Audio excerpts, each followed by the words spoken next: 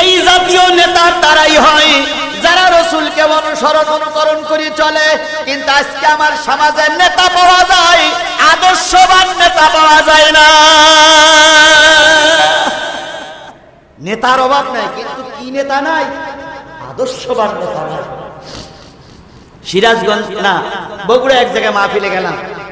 মাহফিলে যাওয়ার পর এক রাস্তা দিয়ে গাড়ি যাচ্ছে, রাস্তাটা কাদা। তো জনগণের কাছে জিজ্ঞেস করলাম এই রাস্তা হয় না কেন? কয় হুজুর রাস্তা 3 বার হয়েছে। কয়বার? 3 বার হয়েছে। 3 বার বাজার হয়েছে, টাকাও হয়েছে, কিন্তু সে রাস্তার ইট পর্যন্ত নেতা খেয়ে ফেলেছে। মানে সব যা আসে সব খায়। আমার দেশে খাওয়া নেতা আছে, আমার দেশে লম্বা গল্প করা নেতা আছে, কিন্তু আমার দেশে আদর্শবান নেতা না। আজকে আদর্শবান নেতা যদি থাকতো, কেউ কোটি কোটি টাকার পাহাড় করতেছে আর কেউ সারা জীবন ভ্যান চালাইয়েই যাচ্ছে। আদর্শবান নেতা কি করে হবে? আমার দেশে যখন 5,000 কোটি টাকা লুটপাট হয়ে যায়, তখন আমার দেশের নেতারা বলে 5,000 কোটি টাকা ওটা কোনো ব্যাপার না। অথচ আমার সমাজে আমি 100 টাকা হলে আমার বাজার করা চলে, আর যারা দুর্নীতিবাজ দুর্নীতি করে চলছে তাদেরকে 5,000 কোটি কোনো ব্যাপার না। আল্লাহ রসুল যখন মৃত্যু সময় আসলো, রসুল যাওয়ার সময় 2টা কথা বলে গেছিলেন। কয়টা? 2টা।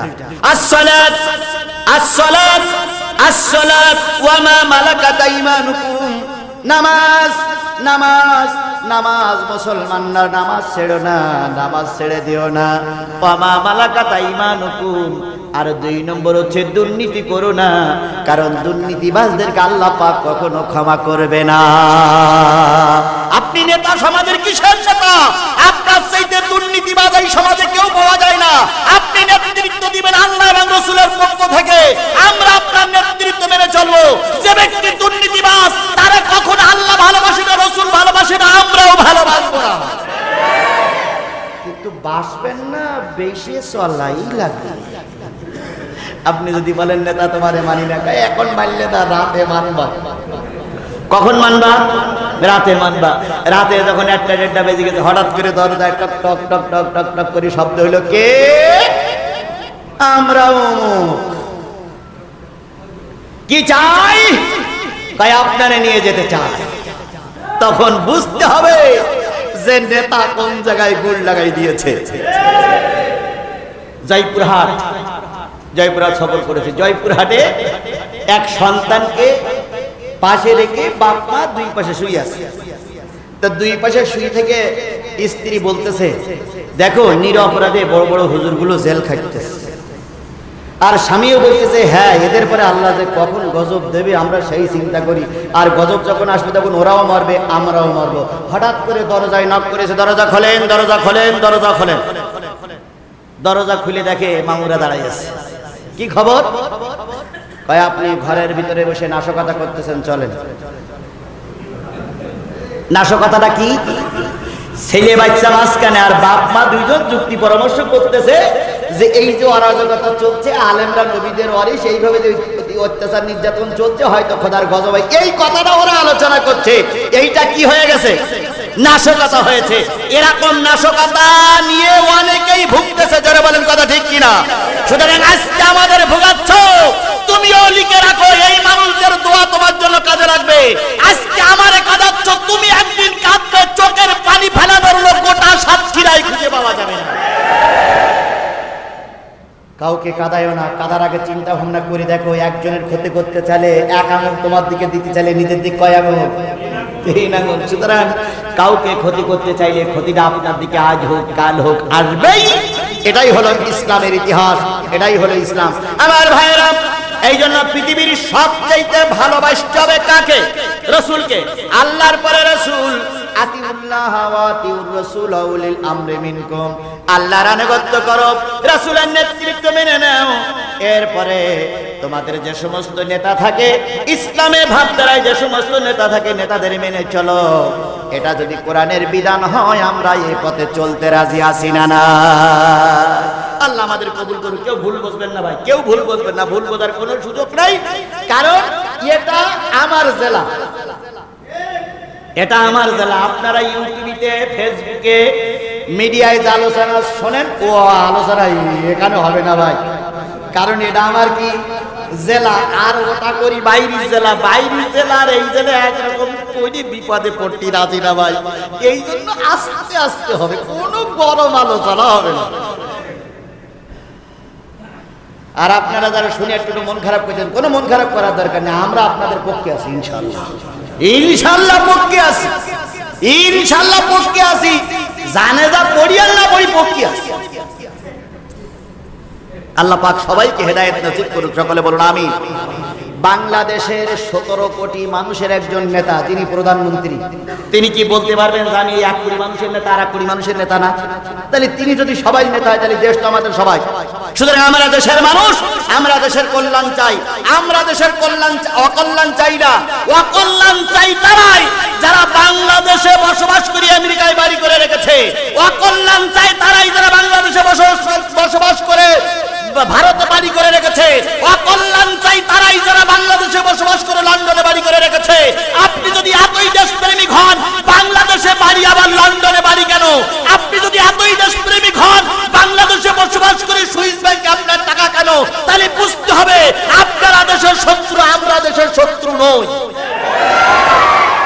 বাংলাদেশের একজন বড় হুজুরের নাম করেন তো, যারা আমেরিকায় বাড়ি আছে, একজন হুজুরের নাম বলেন যে হুজুর বাংলাদেশে একজন বড় হুজুর আমেরিকায় বাড়ি করেছে আর বাংলাদেশে বাড়ি করেছে। আমাদের কোন হুজুরের বাড়ি বাংলাদেশে আর আমেরিকায় দুই জায়গায় থাকে না। তাহলে আমরা বাংলাদেশকে ভালোবাসি, এই জন্য বাংলাদেশে বসতে চাই। আপনারা যদি এতই দেশকে ভালোবাসেন, আপনার বাড়ি ভারতে কেন? তার মানে আপনি 2 কুলি পাদে রেখেছেন, দুদেল বান্দা কলমা চোর না পাই শচন না পাই গোর, 2 দিক ঠিক করে রেখেছেন। এদিকে যাই নাড়া দেবে ওই দিকে চলে যাবেন, কিন্তু আমরা এদিক ওদিক করি না। মল্লিও বাংলাদেশ, বাঁচলেও বাংলাদেশ। যে জিনিসটা বোঝাতে চাচ্ছিলাম সেটা হলো আল্লাহর পরে রাসূলের মহব্বত যদি দিলের ভিতরে সবচেয়ে বেশি না থাকে তাহলে কি হওয়া যাবে না? মুমিন হওয়া যাবে না। কি হওয়া যাবে না?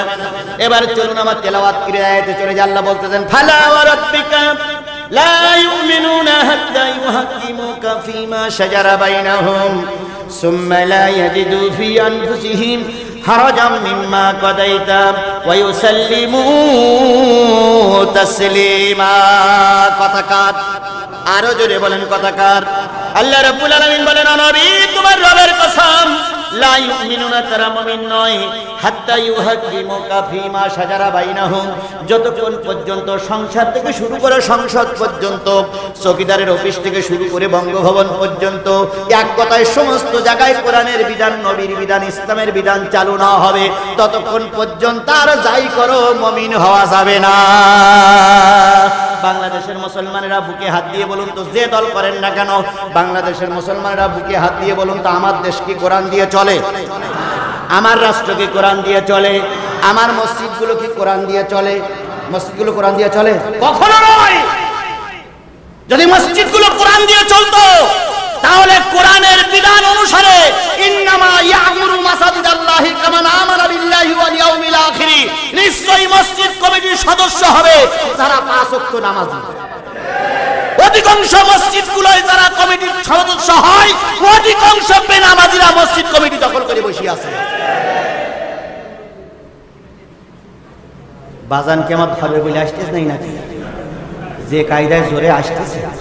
আব্বাজান আসেন, মাশাআল্লাহ, বসেন। ভালো আছেন বাবা? ইয়া মাশাআল্লাহ। আমার ভাইরা, মসজিদের সভাপতি, সেক্রেটারি সহ সমাজের সব জায়গায় নেতারা এখন বাতিলপন্থী। আপনি একটা মাহফিল করবেন, ভালো করে শুনেন, আপনি একটা ওয়াজ মাহফিল দিবেন, যে ব্যক্তি নামাজ পড়ে না, রোজা রাখে না, সুদের কারবার করে, শেখায় তুমি মাহফিল করো, আমি সাপোর্ট করবো, কিন্তু মাহফিলের সভাপতি আমি। দেখবেন মিস্টার কলমুড়ো 56, 70 বছর বয়স হয়েছে, এখনো দাঁড়িয়ে উঠিনি, উনি গিয়ে চেয়ারে বসে আছে, আর আমাকে উঠেই ওই সভাপতির কোনো গান গাওয়া লাগে।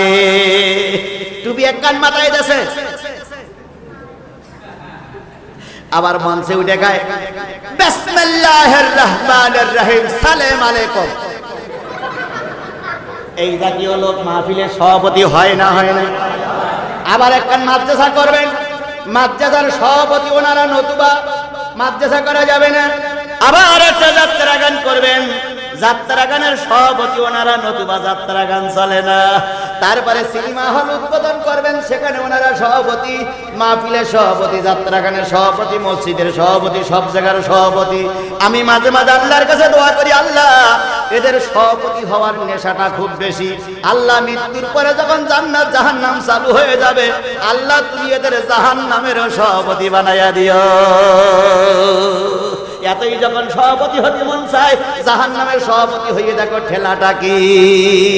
আমার ভারত নবীর বিধান যতক্ষণ পর্যন্ত এই সমাজে চালু না করা যাবে, কোরআনের বিধান এই সমাজে যতক্ষণ চালু না করা যাবে, ততক্ষণ টুপিওয়ালা পাওয়া যাবে, নামাজি পাওয়া যাবে, মুসলমান পাওয়া যাবে, কিন্তু মুমিন পাওয়া যাবে না। আল্লাহর বিধান হচ্ছে, কোরআনের বিধান সমাজে চালু না করলে আর যাই হোক মুমিন হওয়া যাবে না। আমরা কি মুসলমান হতে চাই না মুমিন হতে চাই? তাহলে মুমিন যদি হতে চান, কোরআন মেনে চলা লাগবে। আয়াতটা যখন নাজিল হলো, আয়াত নাজিলের প্রেক্ষাপটে যাই। আয়াতটা যখন নাজিল হলো, রাসূল তখন মদিনার প্রেসিডেন্ট। সুবহানাল্লাহ, আরো জোরে। দুই একজন কয় নবী আবার প্রেসিডেন্ট হবে কেন? তাই না ভাই? নবীরা প্রেসিডেন্ট হবে কেন? দেখবেন সমাজে একটা বিচার হচ্ছে, ইমাম সাহেব যদি বিচারে যায়, নেতারা কয় হুজুর আপনি বাসি থাকবেন, মানে হুজুর মনে করে এই সমাজে যেন আমি কেউ না। এরকম হয় না? হয় না? হুজুর আপনি মসজিদ থাকবেন, মসজিদ যান, আপনি মসজিদ, আমরা এখানে বিচার করছি, আপনি এখানে কে? মানে হুজুররা বিচার করুক, এটা আমাদের দেশের লোক চায় না। হুজুররা ময়দানে থাকুক, এটা আমাদের দেশের লোক চায় না। এই যে ফ্রান্সে অরাজকতা হয়ে গেল, হুজুররা মিছিল করুক, মিটিং করুক, এটা আমাদের দেশের কিছু লোক চায় না। হুজুর আপনারা মসজিদে থাকেন, আপনারা মক্তবে থাকেন, আমার বাপ মরে গেলে আপনার কাছ থেকে দোয়া করে নেব। এখানে ঘটনা ঘটেছে, আপনি আসবেন কেন? এখানে আমরা দেখতেছি, আছে না নাই? সুতরাং আল্লাহ নবী দেশের প্রেসিডেন্ট, এটা তৎকালীন সমাজে এক লোক মেনে নেই নাই। আজকেও যখন নবীর উত্তরসূরিরা প্রেসিডেন্ট হতে চায়, একদল লোক মেনে নিতে চায় না। তার মানে সেই জামানার উত্তরসূরিরা আজকের জামানাও আছে। এখন এই আয়াতটা যখন নাজিল হলো, নবী তখন কিসের প্রেসিডেন্ট? মদিনার প্রেসিডেন্ট। আল্লাহর নবী সাল্লাল্লাহু আলাইহি ওয়াসাল্লাম মদিনার প্রেসিডেন্ট। ছোট কিছু লোক নিয়ে, অল্প কিছু লোক নিয়ে মদিনা একটা ছোট্ট ইসলামী রাষ্ট্র বানায় ফেলেছে। ওই রাষ্ট্রের পরিধি খুব বেশি না, ওই রাষ্ট্রের সঙ্গে মিলেমিশে সবাই আছে। যারা হিজরত করে মদিনায় গিয়েছিলেন, তার ভিতরে একজন মুনাফিক ছিল, নাম তার বিশর। নাম কি? বৈরিশিকর দালবস্বর বিশর। এই বিশর মক্কা থেকে হিজরত করে মদিনায় চলে গেছে। মদিনার মানুষদের আচরণ এত সুন্দর ছিল, যার দুইজন স্ত্রী ছিল, তিনি একজন স্ত্রী তালাক দিয়ে আর এক ভাইয়ের সঙ্গে বিয়ে দিয়ে দিলেন। কারণ রহমাউ বাইনাহুম, ও আমার ভাই, ওর জন্য আমি জীবন দিতে রাজি। কুল্লু মুসলিমিনা ইয়াখওয়া, প্রতিটা মুসলমান ভাই ভাই, এক মুসলমান আর এক মুসলমানের জন্য সব কিছু দিতে রাজি। কিন্তু আজকের মুসলমানদের চরিত্র হয়েছে, তোমার কাছ থেকে আমি সব কেড়ে নিতে রাজি, তোমার আমি কিছু দেব না, সব আমি লুটে পুটে খাবো। ওরে বাবা, স্বাস্থ্যমন্ত্রীর ড্রাইভার হইয়া 18 কোটি টাকার মালিক। তাহলে ড্রাইভার যদি 18 কোটি টাকার মালিক হয়, তাহলে মূল্যে তার কত কোটি? আর এসব কথাগুলো বললে হুজুর অস্পদ কেউছি, এসব বলবে কেন? কেন দেশ কি তোমার একার? আমার দেশ না। তুমি কি একলা চাঁদা দাও? আমিও তো চাঁদা দেই। তুমি কি একলা টাকা দিয়ে সরকার চালাও? আমিও টাকা দিয়ে সরকার চালাই। আমার টাকায় তোমার সরকার চলে, তোমার সরকারের টাকায় আমি চলি না। তোমার কথা বলার অধিকার আছে, আমার কথা বলার অধিকার নেই। কে বলেছে? কোন বেয়াদবের বাচ্চা বলেছে আমার কথা বলার অধিকার নাই? আমি বাংলাদেশের একজন ফার্স্ট ক্লাস বৈধ গ্রেডের নাগরিক। তোমার যদি কথা বলার অধিকার থাকে, আমারও কথা বলার অধিকার আছে। তুমি বুক ফুলে মঞ্চে মিথ্যা কথা বলবে, আমি প্রতিবাদ করতে পারবো না। কে বলেছে? কোন বেয়াদবের বাচ্চা বলেছে আমি কথা বলতে পারবো না? এটা আমার প্রিয় মাতৃভূমি বাংলাদেশ, এখানে কথা বলার অধিকার তোমার যেমন আছে, আমারও যেমন কথা বলার অধিকার আছে। তুমি অন্যায় করতে করতে পাহাড় করে ফেলবো আর আমি প্রতিবাদ করতে পারবো না, কখনো হতে পারে না। একজন মুসলমান যদি ওই সমুদ্রের কিনারায় যদি বেঁচে থাকে, সেও জীবনের শেষ রক্ত দিয়ে প্রতিবাদ করবে, তবুও বাতিলের কাছে আমরা মাথা নত করবো না।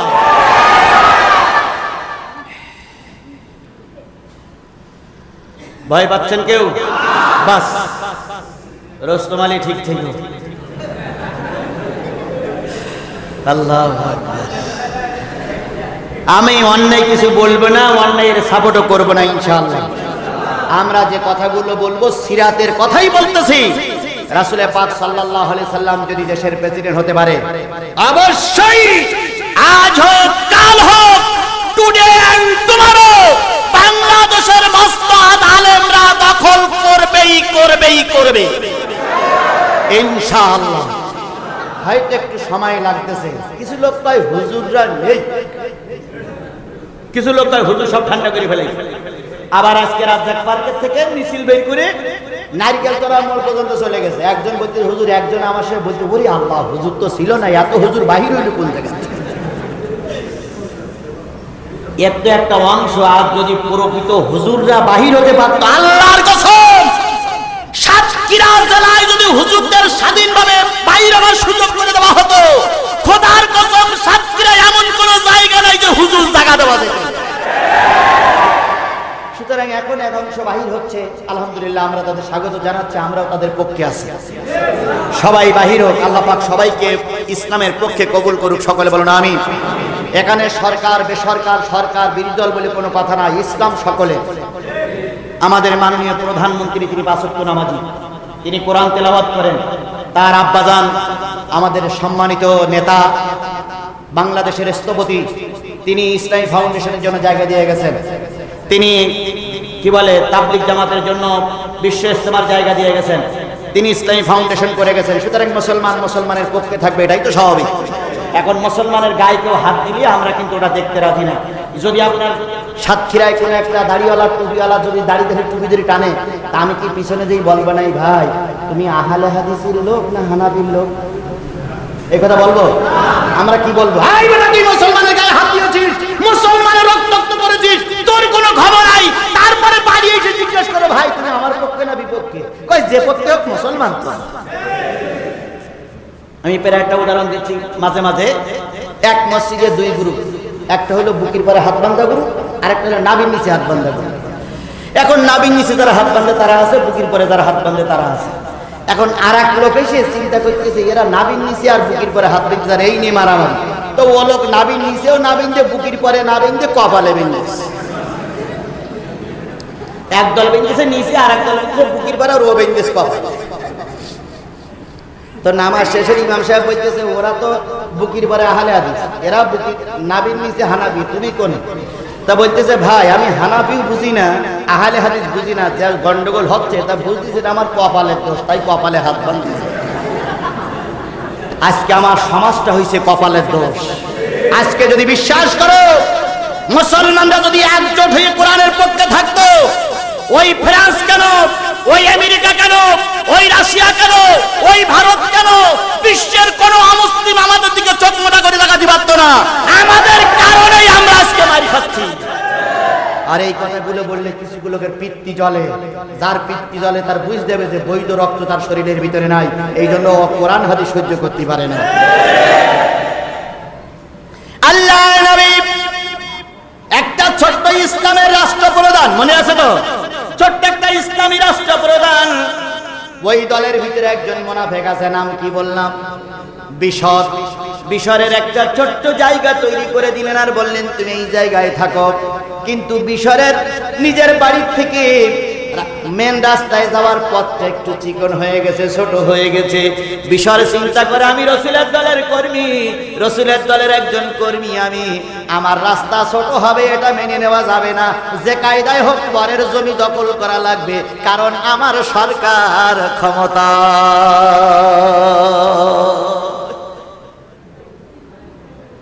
বিশাল চিন্তা করে কি করে পরের জায়গা দখল করা যায়। একদিন যাই, 2 দিন যাই, 3 দিন যাই, 4 দিন যাই, 5 দিন যাই, সুযোগ পায় না। পাশে ছিল এক ইহুদির বাড়ি। হঠাৎ করে এক রাত্রিতে ঘুম থেকে জেগে ইহুদির 5 হাত জায়গা দখল করে রাতারাতি ঘেরা দেওয়া শেষ, রাতারাতি বেড়া দেওয়া শেষ। সকালবেলা ঘুমিয়ে আছে বিশাল নামক মুসলমান। ইহুদি ঘুম থেকে জেগে দেখে 5 হাত জায়গা দখল করা হয়েছে। ইহুদি আস্তে করে যেই বলে, ভাই এ কাম কে করলো? আমি। তুমি না মুসলমান? কয় তাতে কি হয়েছে? কয় পরের জমি দখল করলি না, দোজখে যেতে হবে, রাসূল বলেছে। কয় রাখো তোমার দোজখে যাওয়ার কথা, আমার দরকার, আমি দখল করে নিয়েছি। এরকম কর্মী আমার সমাজে একটাও, এরকম কর্মী আমার সমাজে একটাও, এরকম কর্মী আমার সমাজে একটাও। আমি বলি নাই, আপনারা বলেন আছে, তাহলে আমার দোষ নাকি? আমি তো বলতেছি না, আপনারা বলতেছেন আছে, তাহলে ধরলি আপনাদের দোষ, আমার টাঙ্গিরি থাকবে কেন? আল্লাহ নবীর এই মুনাফিক দেবীশ্বর ইহুদির জায়গা দখল করে নিয়েছে। সে কিন্তু জাতিতে মুসলমান না, জাতিটা কি? আর ইহুদিরা কখনো মুসলমানদের বন্ধু হতে, লা ইয়াত্তাখিযুল মুমিনিনা কাফিরিনা আউলিয়া মিন দুনিল মুমিনিন। আমার আল্লাহ বলেন মুসলমান মুসলমানের বন্ধু, মুসলমান কখনো কাফেরের সঙ্গে বন্ধুত্ব করতে পারে না। আমার ভাইরা, ইহুদি ভাই পেয়ে গেল, ওরা এখন ক্ষমতায়, ওরা এখন পারে, আর ওদের নেতা জায়গা দখল করেছে। বিচারে জানানোর লোক না, জায়গা নাই। যেখানেই বিচারে জানাবো সেখানেই তো আমাকে কন্ট্রোল করে ফেলবে, মেরে ফেলবে। তবে আমার একটা বিশ্বাস আছে, নবী শুধু মুসলমানদের নবী না, আমার সাল্লাকা ইল্লা রাহমাতাল লিল আলামিন।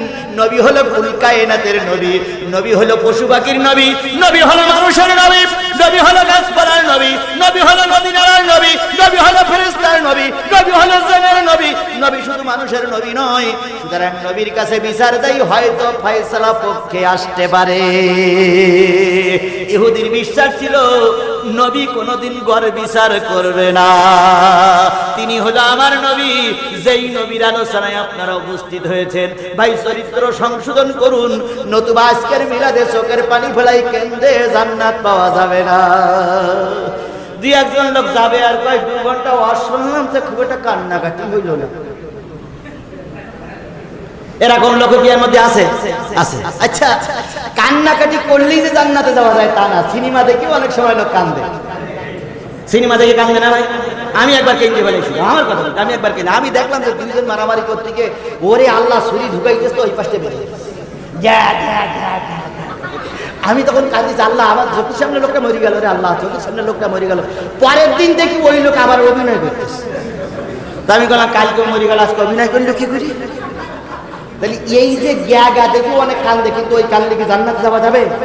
অনেক সময় দেখা যায় চোর মার খায় মানুষ কান্দে, ডাকাত মার খায় মানুষ কান্দে। কান্নার মতন কান্না হলে ইয়াজহারু কালিলা ইয়াবকু কাসীরা। বেশি বেশি কান্দো, কম কম হাসো। কান্নার মতন কান্না যদি হয়, আল্লাহর ভয়ে এক ফোঁটা চোখের পানি যদি আপনার ফেলাতে পারেন, ওই চোখের পানি কাজে লাগবে। কান্নার দরকার আছে, আবার কান্নার দরকার নাই। কান্না যতটুকু দরকার তার চাইতে শোনার দরকার, মানার দরকার। কান্নার চাইতে মানার গুণ বেশি।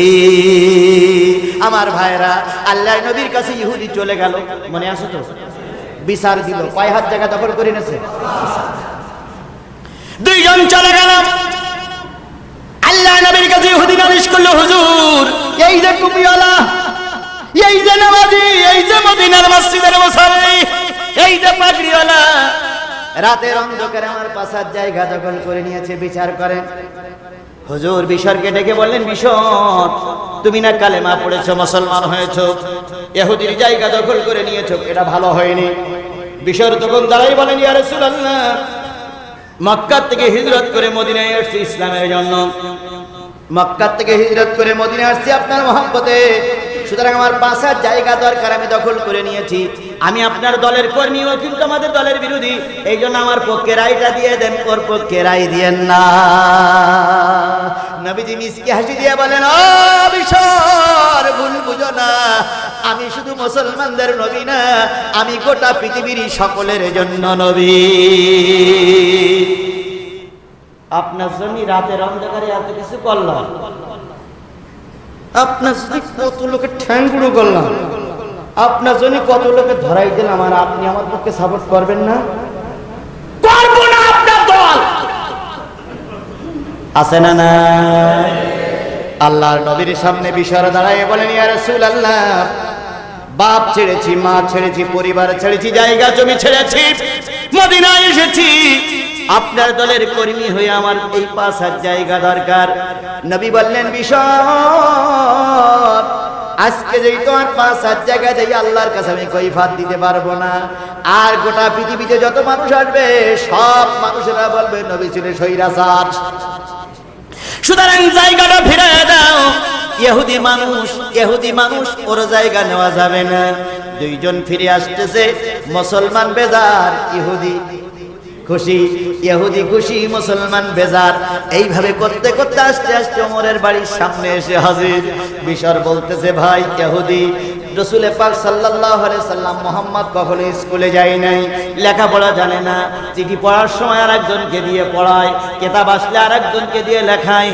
মুহাম্মাদের রায়টা খুব বেশি পছন্দ হলো না।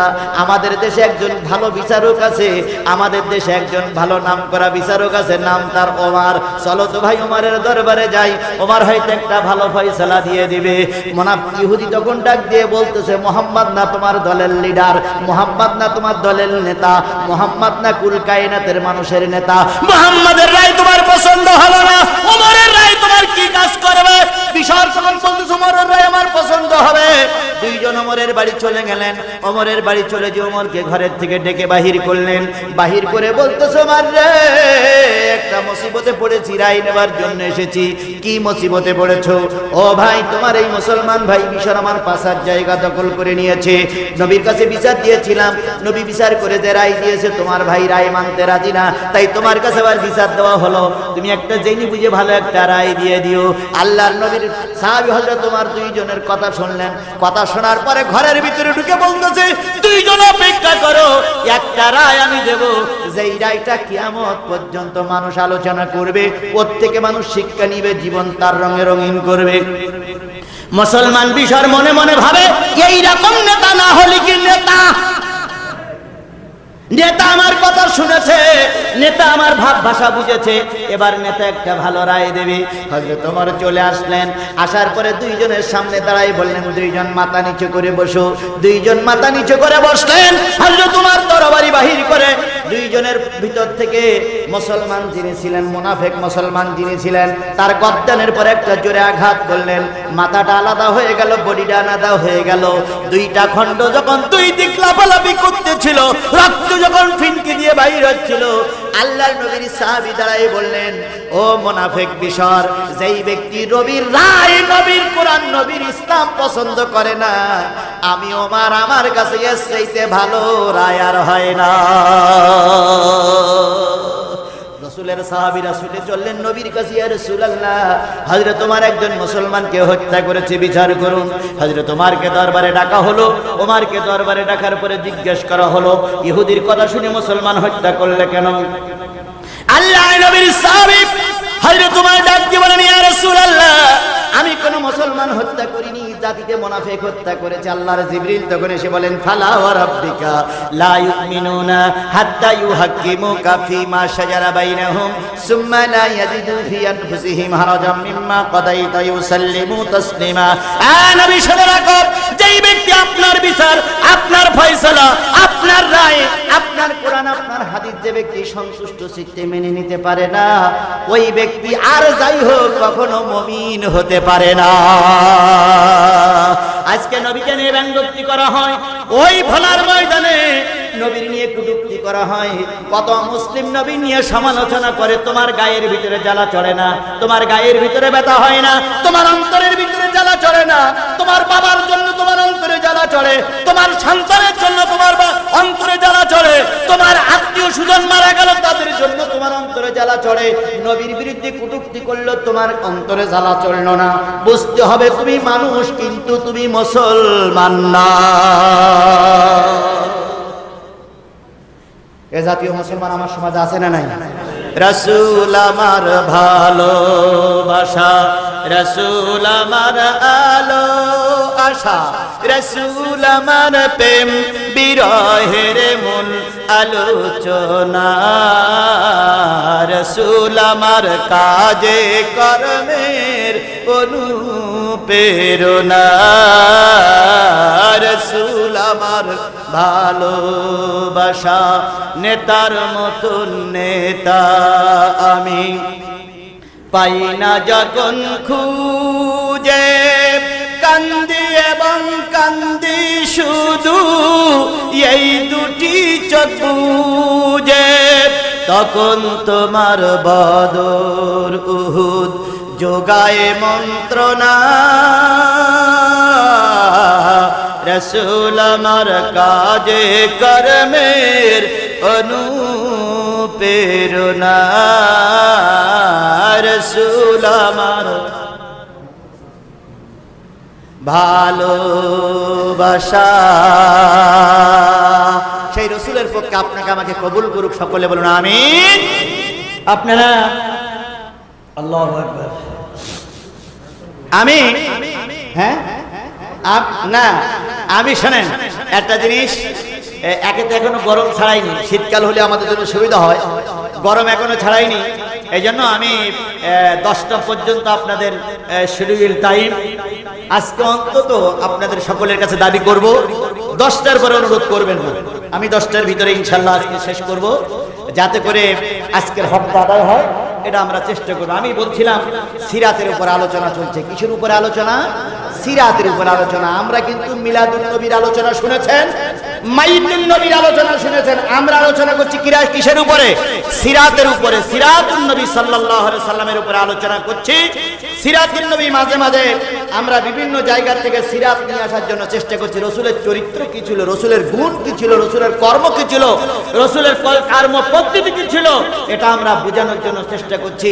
আল্লাহ রসুল সাল্লাল্লাহু আলাইহি সাল্লাম কখনো 2 দিন 3 দিন 4 দিন পর্যন্ত না খেয়ে থেকেছেন, কখনো মারি খেয়েছেন, কখনো পাথর বেঁধেছেন। রাসূল পাক সাল্লাল্লাহু আলাইহি সাল্লাম কালেমার দাওয়াত দিতে শুরু করেছে, আবু জেহেল রাসূলের মাথা ফাটাই দিল, রক্তাক্ত করলো। এখন কিছু লোক বলে হুজুর ভালো কাজ করি তা মাইর খাই কেন? বলে না কিছু লোক, হুজুর ভালো কাজ করি মাইর খাই কেন? এরকম বলা লোক আছে না নাই? এবার আপনি বুকের পরে হাত দিয়ে বলুন তো, আপনার চাইতে কি রাসূল ভালো না খারাপ? তাহলে রাসূল ভালো মানুষের যদি মাইর খায়, তুমি আমি ভালো মানুষের পক্ষে থাকলে মায়ের একটু খাওয়া লাগবে। তবে এককালে মায়ের খাইলে আর এককালে হয়তো মায়ের আল্লাহ বাঁচাই দিতে পারে। আবু জেহেল রসুলের মাথা ফাটাই দিল, রক্তাক্ত করলো। রাসূল সাল্লাল্লাহু আলাইহি সাল্লাম রক্ত নিয়ে বাড়ি ফিরলেন। আমির হামজা ছিল শিকারে। আমির হামজা রসুলের কি বলেন তো? চাচা। আমির হামজা ছিল শিকারে। এসে শুনে মুহাম্মদ সাল্লাল্লাহু আলাইহি সাল্লামকে আবু জেহেল মারি দিয়েছে। চাচার মনটা মেনে নিল না। 2 চোখের পানি ফেলাইতে ফেলাইতে আবু জেহেলের দরবারে চলে গেল। যাইয়া দেখে আবু জেহেল নেতাদের নিয়ে খিলখিল করে হাসতেছে আর বলতেছে, মুহাম্মদকে দিছি, মুহাম্মদকে দিছি, মুহাম্মদকে। আজকে আমার সমাজে আছে হুজুরদের বিরুদ্ধে মিছিল করে, হুজুরদের মেরে, হুজুরদের ভিতরে ঢুকে কিছু লোক আনন্দ করে, আজকে বড় হুজুরি দিছি। আছে না নাই? সেদিন আবু জেহেল আনন্দ করেছিল। আবু জেহেলের নাতি পুতিরা এখনো সমাজে আছে। আমার ভাইয়েরা, আমির হামজা যে বলল, আবু জেহেল, আবু জেহেল আমার দিকে ফেরো। কি হয়েছে? মুহাম্মদ সাল্লাল্লাহু আলাইহি সাল্লামকে মেরে নাকি রক্তাক্ত করেছে, আমি এখনো মুহাম্মদকে দেখিনি, সংবাদ শুনেছি, কথাটা ঠিক? আবু জেহেল তখন রেগে মেগে বলতেছে, আমি দেশের সরকার প্রধান, আমার হাতে সমস্ত প্রশাসনের দায়িত্ব, আমি মুহাম্মদকে মেরেছি, তাতে কি হয়েছে? তোমার এমন কি ক্ষমতা আছে যে তুমি প্রতিশোধ নিতে পারো? আমির হামজা রাগ থামাইতে পারলেন না। ধনুকের মাঝে তীর নিলেন, তীর দিয়ে আবু জেহেলের মাথায় তীর নিক্ষেপ করলেন। আবু জেহেলের মাথায় তীর ঢুকে গেল। তীর দিয়ে যখন আবু জেহেলের মাথা দিয়ে রক্ত ফিনকে বাহির হচ্ছিল, রক্ত মাখা তীরটা বাহির করে নিয়ে ভাতিজা মুহাম্মাদের দরবারে চলে গেছে। কেমন নবী আপনার আমার ছিলেন? ভাতিজা মুহাম্মাদের কাছে চলে গেছে। মুহাম্মদ সাল্লাল্লাহু আলাইহি সাল্লামের কাছে আমির হামজা দাঁড়িয়ে বলতেছে, ভাতিজা উপকার কিছু করতে পারিনি ঠিকই, কিন্তু ক্ষতি করতে রাজি না। তোমার আবু জেহেল নাকি তোমার মাথা ফাটাইয়ে দিয়েছে। তোমার কাছে শোনার আগে আমি আবু জেহেলের প্রতিশোধ নিয়ে মাথা ফাটাইয়ে দিয়েছি। আল্লাহ নবী বললেন, চাচা এটা আমার জন্য সুসংবাদ নয়, এটা আপনার জন্য সুসংবাদ নয়, এটা জাতির জন্য সুসংবাদ নয়। ওর চাইতে আমি মুহাম্মদ খুশি হয়ে যেতাম যদি একবার আপনি পড়ে নিতেন লা ইলাহা ইল্লাল্লাহু মুহাম্মাদুর রাসূলুল্লাহ। এই কালেমা যদি আপনি পড়ে নিতেন আমি বড় খুশি হয়ে যেতাম। এবার চাচা আমির হামজা দাঁড়িয়ে বললেন, ভাতিজা যদি এতেই খুশি হও, তোমার চাচা আমির হামজা ঘোষণা দিল আমি আজকের থেকে মুসলমান হয়ে গেলাম, আমি আজকের থেকে কালেমাওয়ালা হয়ে গেলাম, আমি আর আবু জাহেলের দলে থাকলাম না। ও মিয়া সাহেব বাড়ির মুসলমানেরা, যদি আপনি সত্যিকার সিরাতকে ভালোবেসে থাকেন, আল্লাহ রাসূলকে ভালোবেসে থাকেন, সিরাতের সুপারিশ যদি আপনি পেতে চান, জীবনে যা করেছেন করেছেন, আজকে যারা আমার শুনতেছেন এখনই তওবা করা হবে। তওবা করে ফিরে যাব। আমরা সারা জীবন কোরআনের পক্ষে থাকব, যারা কোরআনের বিপক্ষে তাদের সঙ্গে আমরা থাকব না। ওয়াদা করতে পারবেন? যদি পারেন, যদি পারেন তাহলে আজকের এই সিরাত আপনার জন্য কল্যাণকর হবে।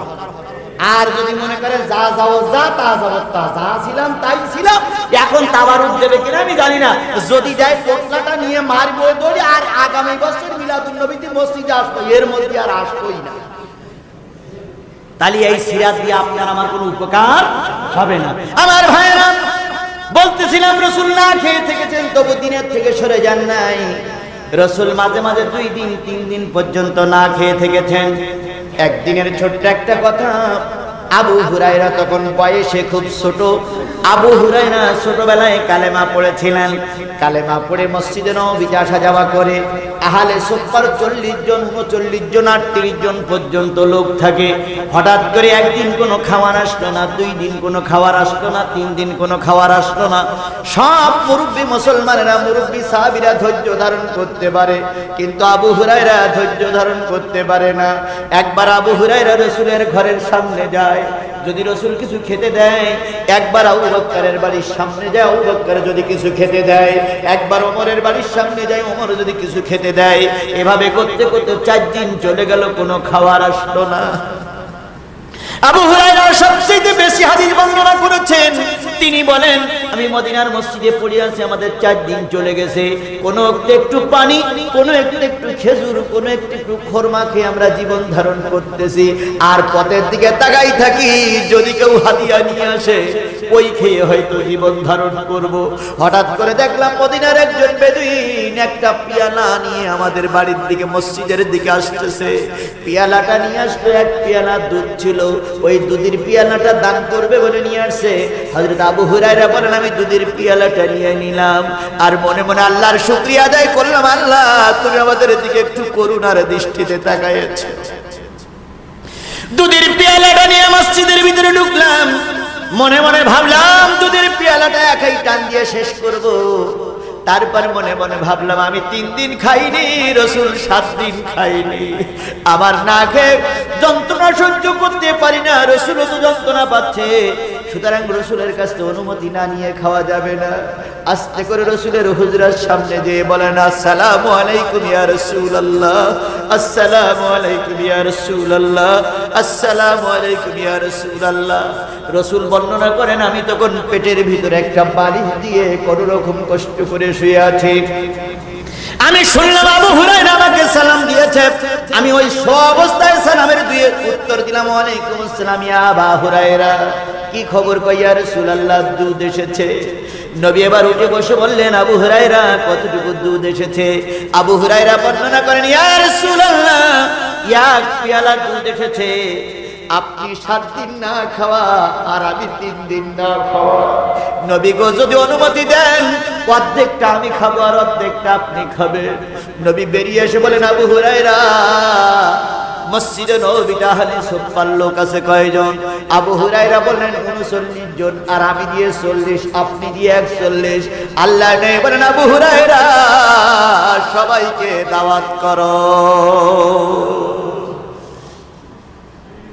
দুধ কতটুকু? একজন লোকের খাইলে ভালো হয়, 2 জন লোক খাইলে হাফ হয়।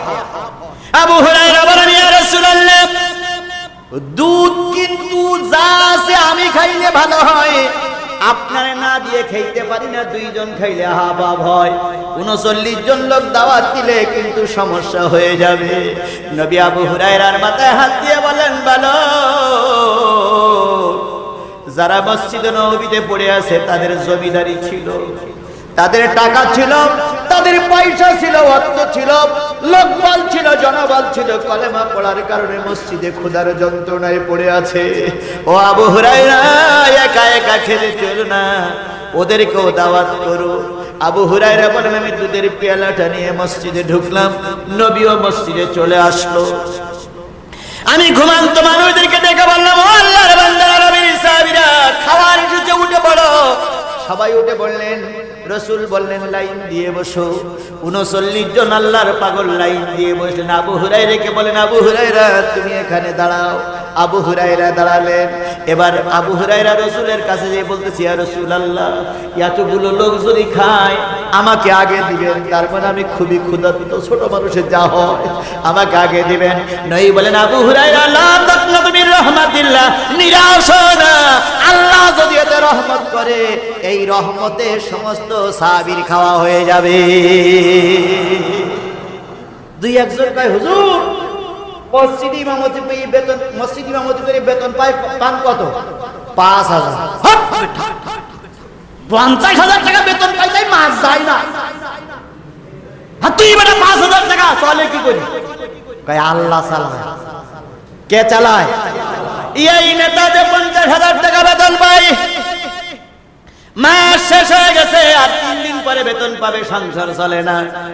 মসজিদে নামাজ পড়ে চুপ করে বসে আছি। ইমাম সাহেব যে কয়, ভাই কি খবর? কয় আপনি শুনে কি করবেন, বেতন পান তো 5000। তা কি অবস্থা কি? কয় মেহমান আসবে, টাকা নাই। কত লাগবে? কয় 1002 টাকা হলে হইতো। ইমাম সাহেব 2000 টাকা বের করে নেন, পরে দেবেন। আপনি না 5000 টাকা বেতন পান? কয় হ্যাঁ। কয়ে পালেন কই? কই 5000 টাকা খেয়ে পড়ি আল্লাহ পাক আমার মাসে 2000 টাকা দেরি করায়। এরকম ইমাম সাহেব আছে না নাই? এখন কিভাবে দেরি হয়? ওকে চুরি করে, ওকে ডাকাত করে? আমরা মুসল্লি, আমরা মুসলমান, আমরা ইমামকে মহব্বত করি। বাড়ি জামাই আসলে ইমামকে ডেকে নিয়ে যায়, বাড়িতে বিয়ে শাদী হলে ইমামকে ডেকে নিয়ে যায়, বাড়ি একটা মুরগি জবাই করলে ইমামকে ডেকে নিয়ে যায়। এই যে ইমামের বিভিন্ন হাদিয়া তোহবা আছে, ইমাম যে বিভিন্ন জায়গা থেকে পায়, দেখা গেল যে ওই চলে, সংসার চলে, আরো ইমাম সাহেবের মিলাদের টাকা, বিভিন্ন কায়দায়, বিভিন্ন ঝাড়ফুঁক, বিভিন্ন কায়দায় টাকা আসে, ইমাম সাহেবের কমতি পড়ে না, কারণ ইমাম সাহেবের টাকা বৈধ, ওর পরে আল্লাহ রহমত। আর তুমি 50,000 টাকা আয় করো, এর টাকার কাছ থেকে নাও, ওর কাছ থেকে নাও, জোর করে নাও, সুদ খেয়ে নাও, ঘুষ খেয়ে নাও, তারের টাকা ফাঁকি দিয়ে নাও, যখন আসো তখন ওই লোক যায় আর কয় আল্লাহ ওর বোর যেন কলেরা হয়। ঘরে এসে দেখে ছেলেটা টান টান হয়ে পড়ে আছে। কি হয়েছে? ডায়রিয়া। আর একটা দিন দিন করে নাচে। কি হয়েছে? ভুটি ধরেছে। বউ কলকান্দায় দিয়ে দেখে থাল বাটি নিয়ে বসে হয়েছে। কি হয়েছে? পাপের আমাশা হয়েছে, আমার মন খারাপ হয়ে গেছে। এ রোগ বেদি ব্যায়াম দেওয়ার মালিক কে? আল্লাহ রাব্বুল আলামিন যদি বরকত দেয় রে ভাই, অল্প জিনিসের ভিতরে বরকত দেয়। নবীর দরবারে দুধ আসছে কতটুকু? লোকজন কতরা? 41 জন সদস্য, 1 পেয়ালা দুধ। আবু হুরায়রা বয়সে ছোট। আবু হুরায়রা চিন্তা করে 1 লাখ জন্য ভালো হতো 2 জন হলে হাফ হাফ হবে, কিন্তু নবী সবাইকে দাওয়াত করলো, কিভাবে যে আমাদের চলবে বুঝতে পারি না। আবু হুরায়রার হাতে পেয়ালাটা দিলেন। পেয়ালাটা দেওয়ার পর নবীজি বলেন, আবু হুরায়রা পেয়ালাটা একটু উঁচু করো। পেয়ালাটা উঁচু করলেন, নবী একটা বরকতি ফু দিলেন। বিসমিল্লাহির রহমানির রহিম। যাও যাও যাও। শুরু করো। ইয়া রাসূলুল্লাহ, শুরু করলি থাকবে তো? সবাই ক্ষুধার যন্ত্রণায় 3 দিন 4 দিন পর্যন্ত পড়িয়ে আছে, ও যে রাত দেবো সেটা তো একটানে শেষ করে ফেলবে। ইয়া রাসূলুল্লাহ, শুরু আমি করলি কেমন হয়? নবী বলছে, আবু হুরায়রা চিন্তা করো না, শুরু করো, আল্লাহ বরকত দিবে। আবু হুরায়রা বলেন, আমি শুরু করলাম। প্রথম আবু বকরকে দিলাম। আবু বকর যখন পেয়ালার গায়ে মুখ লাগায় টানতেছিল, আমি আবু হুরায়রা উকি মেরে দেখতেছিলাম আছে না নাই। একটা নেই, মনে হয় সব শেষ হয়ে যাবে, আমার পর্যন্ত আর আসবে না। আবু হুরায়রা বলেন, আবু বকরের টান শেষ হয়ে গেল, ওমরের হাতে দিলাম। তখন ওর ভিতরে দুধ নড়াচড়া করছে, আমি মনে করলাম এখনো আছে। ওমরের পাশে যেয়ে বললাম, আমি আবু হুরায়রা কিন্তু খুবই ক্ষুধার্ত, একটু কম করে খেয়ে। হযরত ওমর সাধ্য মতন টান দিলেন। এভাবে করে সবার পক্ষ থেকে ঘুরতে ঘুরতে ঘুরতে ঘুরতে ঘুরতে ঘুরতে 39 জনের খাওয়া শেষ হয়ে গেল। সুবহানাল্লাহ, জোরে বলবেন না আস্তে বলবেন? 39 জনের খাওয়া শেষ হয়ে গেল। এবার পিয়ালাটা নিয়ে নবীর দরবারে আবু হুরায়রা, ইয়া রাসূলুল্লাহ, পিয়ালায় এখনো দুধ আছে। নবী বললেন, আবু হুরায়রা, এবার তুমি খাওয়া শুরু করো। এর নাম হলো নেতা, নিজে না খাওয়ায় কর্মীদের খাওয়ায়, এর নাম হলো নেতা।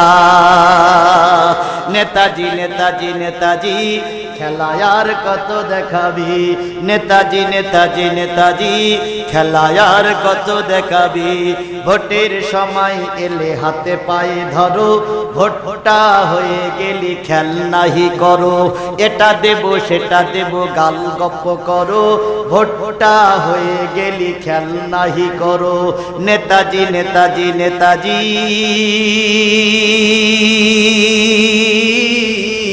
খেলায় আর কত দেখাবি। নেতার গুণ হলো নেতা কর্মীরা খাওয়ায়, তারপরে নেতা খায়।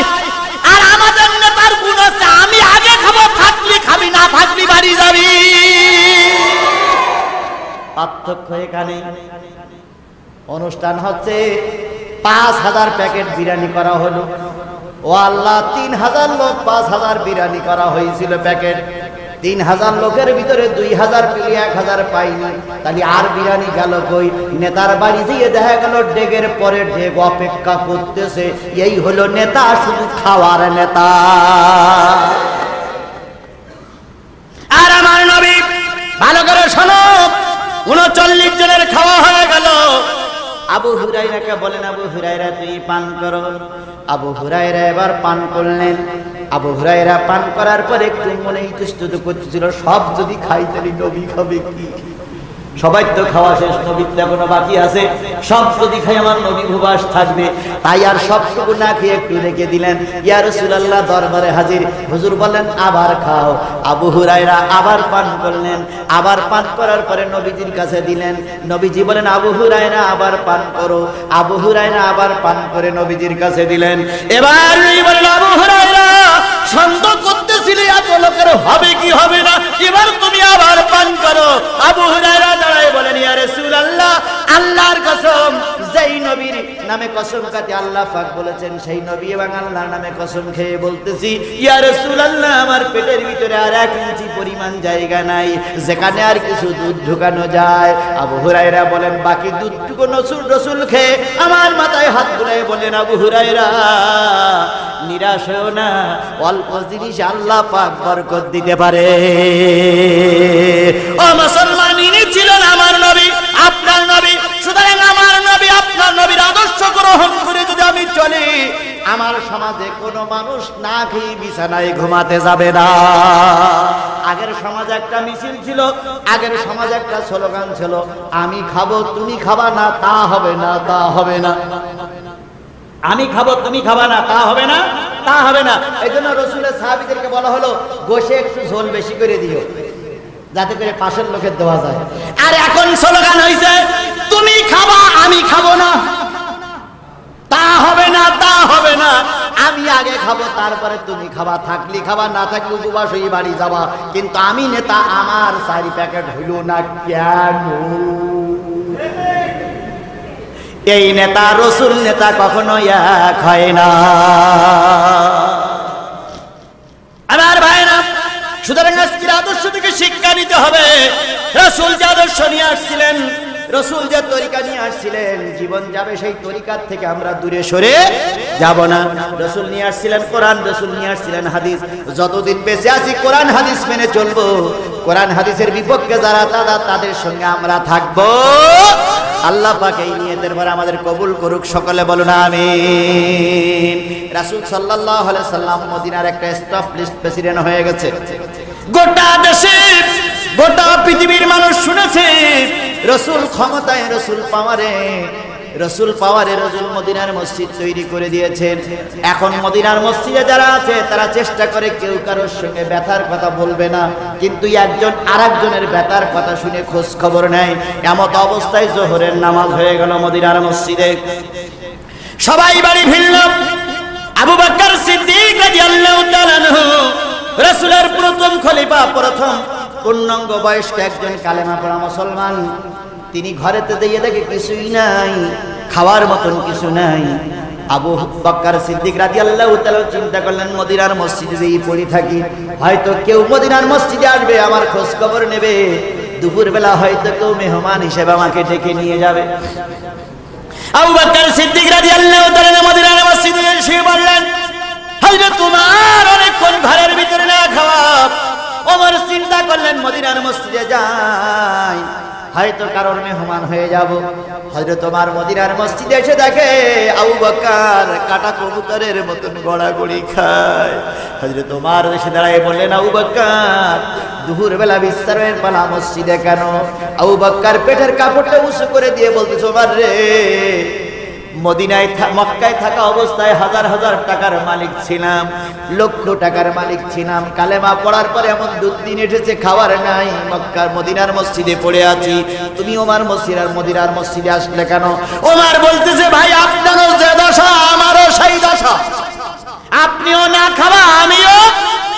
দুইজন গল্প করতে হঠাৎ করে নবীজির কানে আওয়াজ চলে গেল, কারা যেন মদিনার মসজিদে গল্প করতেছে। নবীজি বেরিয়ে আসলেন। আবু বকর ওমর ঠান্ডা হয়ে গেল। নবী জিজ্ঞেস করলেন, ও আবু বকর, ওমর অসময় মসজিদে কেন? দুইজন কিছু বলে না। আল্লাহ রাসূল বললেন, দুইজন অসময় মসজিদে কেন? হযরত ওমর মুখ ফুসকে বললেই ফেললেন, ইয়া রাসূলুল্লাহ, আমরা দুইজন না খাওয়া। নবীজি বললেন ও বকর, ও ওমর, তোমাদের যে দশা আমাকেও সেই দশা করেছে, আমিও না খাওয়া। তবে নিরাশ করো না, নিরাশ হও না। চলো, আমার পাশে একটা সাহাবী আছে, নাম তার আবু আইয়ুব আনসারী। আমরা আবু আইয়ুব আনসারীর বাড়ি যাই। তিনজন আবু আইয়ুব আনসারীর বাড়ি থেকে সালাম দিলেন। আবু আইয়ুব আনসারী বাড়ি ছিল না। আবু আইয়ুব আনসারীর স্ত্রী ঘরের থেকে জবাব দিল, কে? উত্তর আসলো, আল্লাহর নবী আর আবু বকর আর ওমর, তিনজন তোমার ঘরের দরজার সামনে। আবু আইয়ুব আনসারীর স্ত্রী দরজা খুলে দিলেন। দরজা খুলে দেওয়ার পর তিনজন ঘরের ভিতরে চলে গেল। আবু আইয়ুব আনসারীর স্ত্রী চলে গেলেন আবু আইয়ুব আনসারীর কাছে। তিনি খেজুর বাগানে কাজ করতেছিলেন।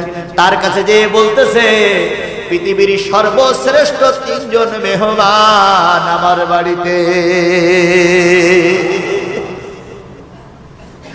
বাড়িতে যদি চেয়ারম্যান খায়, মসজিদে এসে গল্প করে, আমার বাড়ি আজকে চেয়ারম্যান খেয়েছে। তার মানে সে বুঝায় চেয়ারম্যান বাড়ি এসেছে মানে আমার পাওয়ার কত।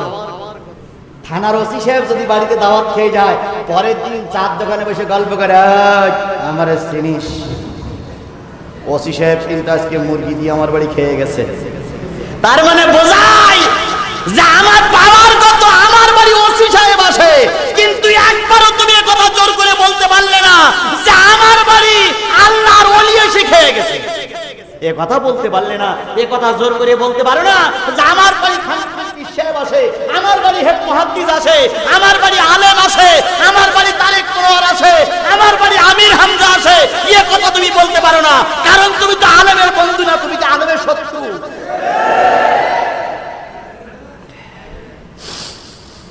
এই জন্য আলেম সহ্য করতে পারো না। আলেম দেখলে কিছু লোকের চুলকানি হয়। রাস্তা দিয়ে হুজুর যাচ্ছে, ও চা খাচ্ছে, হুজুর যাচ্ছে যাক, একজন আর একজনের ওই লোক আর একজনের ঠেস ঠেকায় এই বলো সেই সেই সেই এই দেখ এই সেই সেই সেই, মানে হুজুর দেখলে চুলকানি হয়, এরকম লোক আমার সমাজে আছে না নাই? আল্লাহ নবী আবু বকর সঙ্গে ওমর, তিনজন জবরদস্ত পৃথিবীর সর্বশ্রেষ্ঠ মেহমান আমার বাড়ি। দারুণ খুশি হয়ে আইয়ুব আনসারীর কাছে চলে গেলেন, আবু আইয়ুব আনসারী বাড়ি আসো, তিনজন মেহমান দুপুর বেলা পেয়েছি, বাড়িটা আমার ধন্য হয়ে গেছে। আবু আইয়ুব আনসারী বাড়ি চলে আসলেন, এসে রাসূলের সামনে এসে বসলেন। ইয়া রাসূলুল্লাহ, আবু আইয়ুব আনসারীর দিকে তাকায় নবী বলতেছে, আবু আইয়ুব রে, আল্লাহ বলতে নিষেধ করেছে, তবু আবার সাহাবীদের চেহারার দিকে তাকায় দেখ, 4 দিন 5 দিন খায় না, চোখ দুটো কঠোরগত হয়ে গেছে। আবু বকর সিদ্দিক দাঁড়াইতে পারে না, ওমর দাঁড়াইতে পারে না। আমি রাসূল 4 দিন পর্যন্ত উনানে কোনো আগুন জ্বলে না, এই জন্য বড় আশা নিয়ে তোমার বাড়িতে এসেছি, আশা করি তুমি একটু মেহমানদারি করবে, তাই তোমার বাড়ি এসেছি। হযরত আবু আইয়ুব আনসারী বলেন, ইয়া রাসূলুল্লাহ, একটু অপেক্ষা করুন, রান্না করার সময় দেন। আবু আইয়ুব আনসারী চলে গেলেন, খেজুর বাগান থেকে কিছু কাঁচা পাকা খেজুর নিয়ে আসলেন। স্ত্রীকে বললেন, স্ত্রী, এত সুন্দর মেহমান, এত বড় মাপের মেহমান, এত জবরদস্ত মেহমান, এত জবরদস্ত মেহমান আর জীবনে পাওয়া যাবে না। এই মেহমানদের জন্য খেজুর, ছাগলের একটা বাচ্চা আছে, একটু কেটে একটু গোশত তৈরি করো, আর তুমি ভালো রুটি বানাতে পারো, রুটি বানাও। আর আমি খেজুর বাগানে চলে গেলাম, জবের রুটি বানানো হলো, ছাগলের গোশত ভুনা করে নবীর দরবারে যখন খাদ্য তৈরি নিয়ে আসা হলো, আল্লাহর নবীর দু চোখ বেয়ে তখন পানি পড়তেছে। আল্লাহর নবী 2খানা রুটি আর 2খানা ছাগলের গোশত রুটির ভিতরে পেঁচায়া আবু আইয়ুব আনসারীর এক পাশে ডেকে বলতেছে, আবু আইয়ুব রে, রুটি 2খানা ফাতেমার কাছে পৌঁছায়া দাও। আমার ফাতেমা 4 দিন পর্যন্ত খাই না। ফাতেমা, আমি যখন আসতেছিলাম ছটফট করতেছিল আর বলতেছিল, আব্বা খাওয়ার দাও, দিতে পারি না। আবু আইয়ুব আনসারী, যাও আর ফাতেমার বাড়ি রুটি আর 2খানার গোশতের টুকরা পৌঁছায় দাও। আবু আইয়ুব আনসারী রুটি আর গোশত নিয়ে ফাতেমার বাড়ি পৌঁছায় দিয়ে আসলেন। নবীর খাওয়া শেষের পরে আবু আইয়ুব আনসারী নবীকে জিজ্ঞেস করলেন, ইয়া রাসূলুল্লাহ, নিজে না খেয়ে কষ্ট পাচ্ছিলেন, মেয়ের কথা এত কেন স্মরণ করলেন? নবী আমার বললেন, ও আবু আইয়ুব আনসারী, তুমি জানো না, ফাতেমার মুখ মলিন দেখলে আমি নবী সহ্য করতে পারি না। নবী ছিল আদর্শবান পিতা, নবী ছিল আদর্শবান নেতা, নবী ছিল আদর্শবান স্বামী, নবী ছিল আদর্শবান রাসূল। এই নবীর অনুসরণ করতে হবে। করার শেষ প্রান্তে এসে গেছে, শেষের দিকে আল্লাহর নবী রবিউল আউয়াল মাসে এসে অসুস্থ হয়ে পড়লেন, দিন দিন অসুস্থ হয়ে যাচ্ছে। কথা শেষের দিকে রাসূল দিন দিন অসুস্থ হয়ে যাচ্ছে, অসুস্থ হয়ে পড়তেছে। প্রথম দিনে চাইতে দ্বিতীয় দিন আরো অসুস্থ, দ্বিতীয় দিনে চাই তৃতীয় দিন আরো অসুস্থ। রাসূল আর মসজিদে যেতে পারছে না। আল্লাহর নবীর নামাজে রক্ত হয়ে গেল। সাহাবীরা বলতেছেন, ইমাম কই, নবী কই? আল্লাহর নবীর সামনে আয়েশা বলেন, রাসূলুল্লাহ, মসজিদে ইমাম নাই, নামাজ পড়াবে কে? নবী একটু মাথা উঁচু করে বলেন, আয়েশা, আবু বকরকে ইমামতি করতে বলো, আবু বকর যেন আজকে মসজিদের ইমাম হয়। আয়েশা বলেন, ইয়া রাসূলুল্লাহ, আমার বাবা নরম দিলের মানুষ, যদি ওই জায়গায় ইমামতি করতে দাঁড়ায় হয়তো হাটফেল করবে, দয়া করে আমার আব্বাকে কথা বলবেন না। না না, আবু বকরকে ইমামতি করতে বলো। তার মানে বোঝা গেল নবীর পরে যিনি ইমাম হবে তিনি হলেন আবু বকর। আবু বকর কি ইমামতি করতে বলো। আবু বকর ইমামতি করতে দাঁড়ায়ছে, ঠক ঠক ঠক ঠক করে কাঁপতেছে, 2 চোখের পানি ফেলাচ্ছে। এমত অবস্থায় নবীজি মাথা উঁচু করে মসজিদের নবীর দিকে তাকালেন। প্রথম তাকায় একটু হেসে ফেললেন, পরে আবার নবীজি কেঁদে ফেললেন।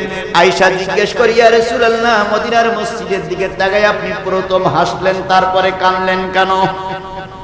আল্লাহ নেই বলতে চাই সব, প্রথম আমি হাসলাম এই জন্য, এই মসজিদে জামাত চালু হয়েছে, এই জামাত কায়েমের জন্য আবু সিনিয়ায় হিজরত করেছি রে আয়েশা। এই জামাত কায়েমের জন্য কাফেরদের মারি খেয়েছি, এই জামাত কায়েমের জন্য তাইফের ময়দানে মারি খেয়েছি। এই মসজিদে জামাত কায়েমের জন্য 3 বছর আবু তালেব শিয়াবে আবু তালেবে জেল খেটেছি। এই জামাত কায়েম করার জন্য নিজের মাতৃভূমি ছেড়ে মদিনায় হিজরত করতে হয়েছে। আজকে আমি মৃত্যু শয্যায় শায়িত, এমন অবস্থায় মদিনার মসজিদে জামাত কায়েম হয়েছে। এইটা দেখে আমার বড় ভালো লাগতেছে, এই জন্য আমি নবী খুশি। কাঁদলেন কেন? কাঁদলাম এই কারণে আমার আরো কিছু দায়িত্ব ছিল, সেই দায়িত্বগুলো আমি পালন করতে পারলাম না। তার আগে মালিক আমাকে ডাক দিয়েছে, আমাকে চলে যেতে হবে। ও আয়েশা, 2 জন মুসাল্লিকে ডাকো, যে 2 জন মুসাল্লির ঘাড়ে দিয়ে হাত দিয়ে যেন এই মসজিদে নববীতে যেতে পারি। আলীকে ডাকা হলো, আরেকজন সাহাবীকে ডাকা হলো। 2 জন এসে নবীর পাশে দাঁড়ালেন। নবী 2 জনের ঘাড়ে হাত দিলেন, 2 জন নবীর হাত চেপে ধরলো। আল্লাহর নবী হুজরাখানা থেকে মসজিদে নববীতে জামাতে যাচ্ছে। হযরত আয়েশা পিছন দিক থেকে তাকায় দেখে নবীজির 2 পা বেঁকে আছে। নবী পা সোজা করতে পারছেন না, নবীর পা ঘাসটাইতে ঘাসটাইতে যাচ্ছে। আল্লাহ নবী মদিনার মসজিদে জামাতে দাঁড়ালেন, মদিনার মসজিদে নামাজ পড়তে দাঁড়ালেন। আবু বকর বুঝলেন নবী এসেছে, আবু বকর জায়গা ছেড়ে দিতে চাইলেন। নবীজি বলেন, আবু বকর জায়গা ছেড়ে দিলে আমার আর ইমামতি করার শক্তি সামর্থ্য নাই, তুমি ইমামতি করো। নবীজির নামাজ শেষ হয়ে গেল। আল্লাহ নবী সাহাবীদেরকে নিয়ে বলেন, আমার সাহাবীরা, এই নামাজ হয়তো আমার জীবনের শেষ নামাজ রে সাহাবীরা। যাওয়ার সময় তোমাদের জন্য 2 জিনিস বলে গেলাম, as-সালাত as-সালাত as-সালাত ওয়া মা মালাকাত আইমানুকুম।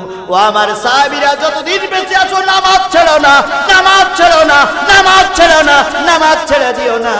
আর দুর্নীতি করো না, মানুষের কষ্ট দিও না, অসহায় মানুষের চোখের পানি ফেলায়ও না, নিরাশ্রয় মানুষকে আশ্রয় করে দাও, অসহায় মানুষের চোখের পানি ফেলায়ও না, কোনো ভালো লাগার মানুষ, কোনো ভালো মানুষের চোখের পানি ফেলায়ও না, কোনো ভালো লোককে কষ্ট দিও না, সে যে বদদোয়া করবে হাড়ে হাড়ে কাজে লাগবে। ও আমার ভাইরা, আজকের এই দোয়ার অনুষ্ঠানে সর্বশেষ রাসূলের সেই 2টো দাবি আমি আপনাদের কাছে করে দিতে চাই। 1 নম্বর দাবি হলো, দুর্নীতিবাজদের সঙ্গে থাকবো না, দুর্নীতি করব না। রাজি? দুর্নীতিবাজদের সঙ্গে থাকবো না, দুর্নীতি করব না। আর 2 নম্বর হচ্ছে, যতদিন বেঁচে আছি 3.5 হাত বডির ভিতরে যতদিন রূহ থাকবে, ইচ্ছা করে 1 ওয়াক্ত নামাজ কাজা করব।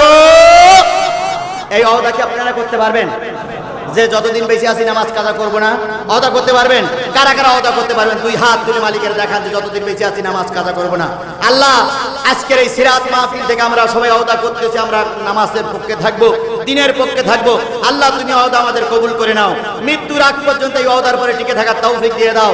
আগামী কাল যখন মসজিদে আযান হবে, আল্লাহ তুমি দয়া করে ওয়াদাটা আমাদের স্মরণ করাই দিও।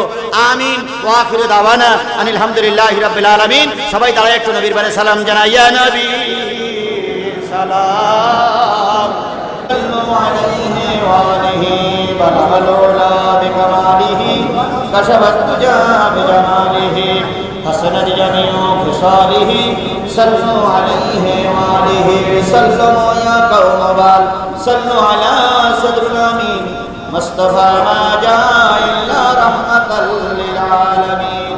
আসসালাতু ওয়াসসালামু আলাইকা ইয়া রাসূলুল্লাহ, আসসালাতু ওয়াসসালামু আলাইকা ইয়া হাবিবাল্লাহ, আসসালাতু ওয়াসসালামু আলাইকা ইয়া নবিয়াল্লাহ, আসসালাতু ওয়াসসালামু আলাইকা ইয়া শাফিয়াল মুজরিমিন, আসসালাতু ওয়াসসালামু আলাইকা ইয়া রাহমাতাল লিল আলামিন।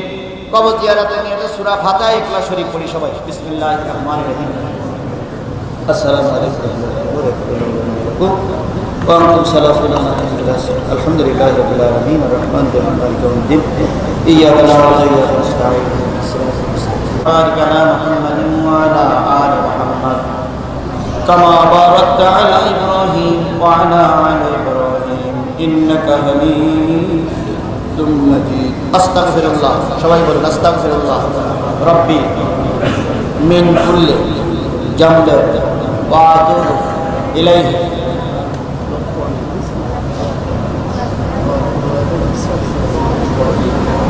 লা হাওলা ওয়ালা কুওয়াতা ইল্লা বিল্লাহিল আলিয়্যিল আযীম। তো কি করতে পারবে না লোক আছে বেশি। আচ্ছা দেন, আচ্ছা দেন, তাই একটা জিনিস খেয়াল করি, আমি আপনাদের অনুরোধ রেখেছি, আমার একটা অনুরোধ আপনাদের রাখতে হবে, সেটা হলো বাইরে যারা আছে, যে যেখানে আছেন বসে মোনাজাত করতে হবে। বসে মোনাজাত করা শুনুন, আমি মোনাজাত শুরু করবে এখনই, বসে মোনাজাত করবে। মা বোনেরা যারা আছেন, যে যেখানে আছেন সেখানে বসে মোনাজাত করবে। আর ভিতরে যারা আছেন, মোনাজাত শেষের ভিতরেই, যদিও তাবারুক দেওয়াটা কেমন একটা সমস্যা, কারণ মোনাজাতের দিক দিয়ে তাবারুক দিতে গেলে অন্য মনস্ক হয়। তো আপনি খেয়াল করেন মোনাজাতের দিকে, তাবারুকের দিকে নয়। তাবারুকটা আজকে নাই পালাম, সমস্যা আছে, কিন্তু আজকের এই মোনাজাত আগামী বছর পর্যন্ত আমার জীবনে আসতেও পারে, নাও আসতে পারে। আচ্ছা, এই মসজিদ আমি দোয়া শুরু করি, এই মসজিদে একটা লোক হাত তুলবেন যে হুজুর আমার পরিবারের কোনো লোক কবরে যায়নি। একটা লোক হাত তুলবেন যে হুজুর আমার যা ছিল সব বেঁচে আছে, একটা লোক কবরে যায়নি। তাহলে আসে না? মুরব্বী পুলিশের নোনে ভাব, তার মানে কখনোই নয়, তার মানে মুরব্বী বুঝতে পেরেছে, বাস মাশাআল্লাহ। তাহলে আমার কারণে কেউ না কেউ কবরে গেছে না ভাই, তাহলে আমাদের সব দরকার আছে না নাই? দুই নম্বর কথা হচ্ছে, আপনি কি বলতে পারবেন, যে যেখানে রেখে দেন, আপনি কি বলতে পারবেন যে হুজুর আমি যা সব অর্জন করেছি আর নেকির দরকার নেই? কথা বলতে পারবেন? নিশ্চয়ই বলতে পারবেন না। সুতরাং আমাদের সকলের নেকির দরকার, সবের দরকার। তাবারুক না হলে কালকে পাওয়া যাবে, কিন্তু নেকি না হলে কবরে গেলে কিন্তু ওই পাওয়া যাবে না। এই জন্য নেকির উদ্দেশ্যে, সবের উদ্দেশ্যে, মুক্তির উদ্দেশ্যে, আল্লাহর রহমতের উদ্দেশ্যে আমরা সকলেই মোনাজাত করব, মোনাজাত করব। রাসূলের যারা ব্যঙ্গ করেছে, আল্লাহ তাদের হেদায়েত দিয়েছে কিনা আল্লাহ জানি না। যদি হেদায়েত না দিয়ে থাকে, ফিরাউনকে আল্লাহ যেভাবে ধ্বংস করেছে, এই ফ্রান্সের এই মুশরিক আল্লাহ পাক সেভাবে ধ্বংস করুন। আমাদের দেশে যারা রাসূলের পক্ষে হয়ে মিটিং করছে, মিছিল করছে, সে যে কায়দার লোক হোক, আল্লাহ তাদের উপরে রহমত করুন, আল্লাহ তাদেরকে সবরে জামিন দান করুন, আল্লাহ তাদেরকে ঐক্যবদ্ধ হয়ে কাজ করার তৌফিক দান করুন। আমরা সকলের জন্য দোয়া করব। আসলে আমরা দোয়ার দিকে চলে যাই। বাইরে যারা আছেন বাইরের দিকে দেবেন, আর আমরা দোয়ার ভিতরে আপনারা যত তাড়াতাড়ি সম্ভব ভিতরে দিয়ে দেওয়ার জন্য চেষ্টা করবেন। আল্লাহুম্মা আমিন। রব্বানা যালামনা আনফুসানা ওয়া ইন লাম তাগফির লানা ওয়া তারহামনা লানাকুনান্না মিনাল খাসিরিন। রব্বানা إننا آمنا فاغفر لنا ذنوبنا وقنا عذاب النار اللهم رب ارحمهما كما ربياني صغيرا وقل رب ارحمهما كما ربياني صغيرا মহিয়ান দরিয়ান সর্বশক্তিমান আল্লাহ,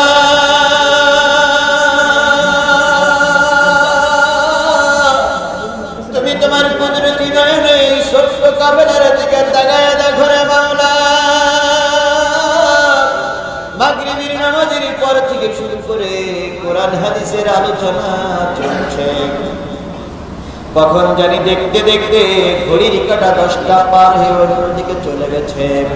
দীর্ঘ সময় ধরে ধরে আল্লাহ তোমার পাগলেরা কোরআন শুনলো, হাদিস শুনলো, রাসূলের বাণী শুনলো, তোমার বাণী শুনলো। ছোটখাটো থেকে শুরু করে আমরা সবাই মিলে তোমার কথা বলেছি, তোমার রাসূলের কথা বলেছি। অবশেষে আল্লাহ সবাই মিলে তোমার আলিশান দরবারে দুই হাত পেতে ভিক্ষা চাইতেছি। রব্বুল আলামিন দয়া করে সিরাতুন নবী মাহফিলকে তুমি কবুল এবং মঞ্জুর করে নাও। এই মাহফিলের ইন্তজাম যারা করলো, শোনার জন্য যারা আসলো, বলার জন্য যারা এসেছিল, মাহফিলকে টিকায় রাখার জন্য যারা চাঁদা দিল, পয়সা দিল, সময় দিল, শ্রম দিল, মেধা দিল, কথা দিল, আল্লাহ সরকারি দলের লোক যারা আমাদেরকে সহযোগিতা করে এই প্রোগ্রাম করার জন্য, বাস্তবায়ন করার জন্য সহযোগিতা করেছে, প্রশাসনের লোক যারা আমাদের অনুমতি দিয়েছে, সকলের উপরে আল্লাহ তোমার খাস রহমত নাজিল করে দাও। আমাদের সঙ্গে দাড়ি পাকা চুল পাকা মানুষ আছে, আমাদের সঙ্গে হাফেজে কোরআন আছে, আমাদের ভিতরে তাহাজ্জুদ গুজারি মানুষ আছে, আমাদের ভিতরে ছোট্ট ছোট্ট মাসুম বাচ্চারা রয়েছে, আমাদের ভিতরে অবলা সরলা নারীরা রয়েছে। আল্লাহ, একটা হাত কি তোমার কাছে কবুল হই নাই রে বাবা? যদি একটা হাত কবুল হয়ে থাকে, সেই হাতের সাথে আমাদের সকলের ফরিয়াদ গুলো কবুল করে না। কবির রজনীতে হাত তুলেছি, কত লোকের মানা, কত লোকের আব্বা দুনিয়ার থেকে বিদায় হয়ে মন মন মাটি মুখের পরে পরে নিয়ে আম বাগানে, কাঁঠাল বাগানে, বাঁশ বাগানে, নদীর চরে, রাস্তার কিনারায়, ভিটার কিনারায়, চিরনিদ্রায় বাজারে আর ঘুমায় আছে। বিছানা নাই, বালিশ নাই, যেই বাবা আরামের বিছানা ছাড়া ঘুমাইতে পারত না, সেই বাবা কাদার পরে ধুলোর পরে শুয়ে আছে। আল্লাহ, যাদের বাপ্পা দুনিয়ার থেকে বিদায় হয়ে গেছে, তাদের কবরগুলো তুমি জান্নাতের টুকরা বানায় দাও। দাদা দাদি, নানা নানি, আত্মীয় স্বজন, মাতৃকুলে, পিতৃকুলে, শ্বশুর কুলের যত মানুষ কবরবাসী হয়ে গেছে, সবাইকে আল্লাহ তুমি নিজ গুণে মাফ করে জান্নাতের মেহমান বানায় দাও। যাদের আব্বা নাই, মানে বিছানায় পড়ে কাঁদতায়, বিছানায় শুয়ে আছে, আল্লাহ তাদের আল্লাহ তুমি সুস্থ করে ঈমান নিয়ে শেষ নিঃশ্বাস পর্যন্ত টিকে থাকার তৌফিক দিয়ে দাও। রব্বুল আলামিন, তোমার কুদরতি পায়ে ধরে দোয়া করি, আল্লাহ আমার মারে কাঁদায়ও না, আমার আব্বারে কাঁদায়ও না, সুস্থ অবস্থায় কাছায় রাখো আল্লাহ। রব্বুল আলামিন, বাপ মা দাদা দাদি যাদের বেঁচে আছে, আল্লাহ সুস্থ অবস্থায় বেঁচে থাকার তৌফিক দিয়ে দাও। মৃত্যু রোগ ছাড়া সকল প্রকার রোগ ব্যাধি থেকে তুমি হেফাজত করো। এই মজলিসে আল্লাহ কোরবান দান আশা নিয়ে করবি, একটি হাত তুলেছে আমি জানি না, যে যে নিয়ত করে হাত তুলেছে আল্লাহ সকলের নিয়তের পরে বরকত দিয়ে দাও। আল্লাহ সকলকে তুমি কবুল করে নাও, সকলকে কোরআনের প্রতি ঐক্যবদ্ধ হয়ে থাকার তৌফিক দিয়ে দাও। রব্বুল আলামিন, নবী আমাদের জীবনের সেই আপন, নবী আমাদের প্রাণের সেই আপন, সেই নবীকে নিয়ে বিভিন্ন ধর্মের অনুসারী লোকেরা বিভিন্ন সময় নবীর বিরুদ্ধে কথা বলে, নবীকে নিয়ে ব্যঙ্গ করে, নবীকে নিয়ে কটূক্তি করে। আল্লাহ, আমরা ক্ষুদ্র মুসলমান, দুর্বল দেশের মুসলমান, ভালো প্রতিবাদ করতে জানি না, প্রতিবাদ করতে পারি না। যে যে চিন্তার থেকে প্রতিবাদ করতেছে, আল্লাহ সকলের প্রতিবাদ তুমি কবুল করে না। আমার দেশের সরকার থেকে শুরু করে সাধারণ জনগণ পর্যন্ত সকলেই প্রতিবাদ জানিয়েছে। বিভিন্ন জায়গায় প্রতিবাদ সমাবেশ হচ্ছে, মন্ত্রীরা এমপিরা সেই প্রতিবাদ সমাবেশে অংশগ্রহণ করতেছে। পুলিশ ডিপার্টমেন্টের লোক, বিজেপির লোক, র্যাবের লোক, আল্লাহ ডিবির লোক, সবাই আমাদের সহযোগিতা করতেছে। আল্লাহ মেহেরবানি করে তাহলে সকলের অন্তরের দাবি, আল্লাহ এই খ্রিস্টানদের বিরুদ্ধে তুমি দয়া করে আমাদের এই দাবি কবুল করে নিয়ে যে বাসিনী যারা আমাদের নবীর বিরুদ্ধে ব্যঙ্গ করেছে, আল্লাহ তুমি তাদেরকে ধ্বংস করে দাও, তুমি তাদেরকে হালাক করে দাও। আল্লাহ তাআলা, যদি তারা ফিরে না আসে, যদি তারা ক্ষমা না চায়, যদি তারা আবার আগের অবস্থানে ফিরে না আসে, তোমার গজব দিয়ে তাদেরকে ধরো। ইতিমধ্যে তোমার গজব শুরু হয়েছে।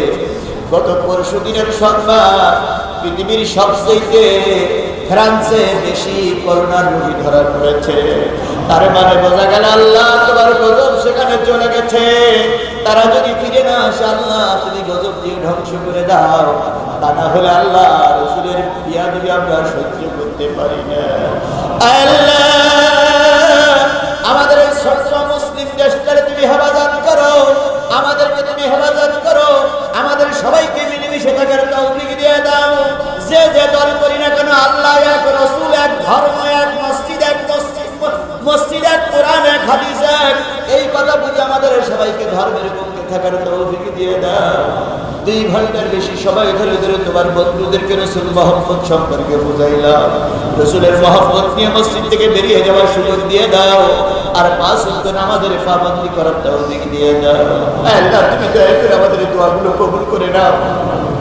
এই সিরাজ মাহফিলে যারা টাকা দিয়েছে, পয়সা দিয়েছে, সময় দিয়েছে, শ্রম দিয়েছে, মেধা দিয়েছে, সবাইকে কবুল করে নাও। এই এলাকায় যারা নেতা কর্মী আছে সবাইকে আল্লাহ তুমি কবুল করে নাও। আল্লাহ সবাইকে কোরআন প্রেমিক, রসুল প্রেমিক, নামাজ প্রেমিক বানায় দাও। আল্লাহ বাংলাদেশের মুসলমানদেরকে আল্লাহ তুমি হেফাজত করো। আল্লাহ আমাদের চারিদিকে অমুসলিমরা অবস্থান করছে, পালানোর কোনো জায়গা নেই। আল্লাহ তুমি দয়া করে আমাদেরকে ঐক্যবদ্ধ হয়ে থাকার তৌফিক দিয়ে দাও।